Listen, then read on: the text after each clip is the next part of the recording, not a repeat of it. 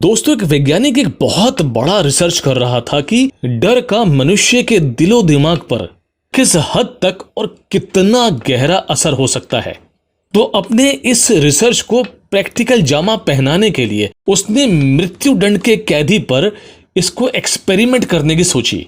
वो उस कैदी से जाके मिला और उसको जाके बोला कि देख, तुझे तो फांसी होने वाली है और ये जो फांसी की प्रक्रिया होती है ना, बहुत कष्टदायक होती है।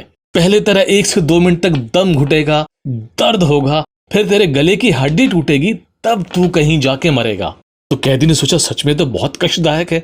तो वैज्ञानिक ने कहा कि एक दूसरा तरीका भी है, बहुत आसान सा। मैं काम करूंगा कि मैं तुझे दुनिया के सबसे जहरीले सांप से डसवाऊंगा। ऐसा कहा जाता है उस सांप का डसा व्यक्ति चंद क्षणों में मर जाता है। बस मुझे तो टाइम नोट करना है कि कितने सेकंड में तू मृत्यु को प्राप्त होगा। कैदी ने सोचा कि फांसी की लंबी चौड़ी कष्टदायक प्रक्रिया से ये आसान मौत ही अच्छी है, और कैदी मान गया।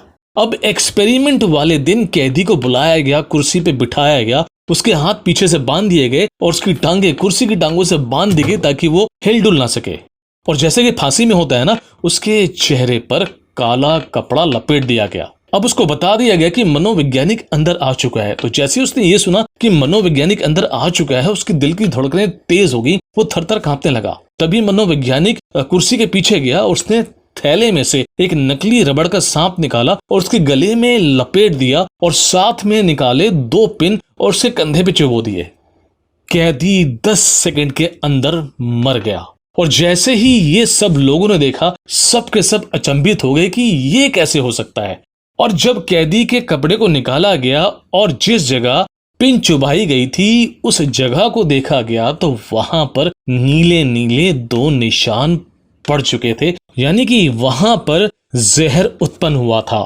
और सबसे बड़ी बात तो पोस्टमार्टम के वक्त निकल कर आई। जब उस कैदी का पोस्टमार्टम हुआ तो ये पता चला कि उस कैदी के शरीर ने जहर वाले केमिकल रिएक्शंस पैदा करने शुरू कर दिए थे।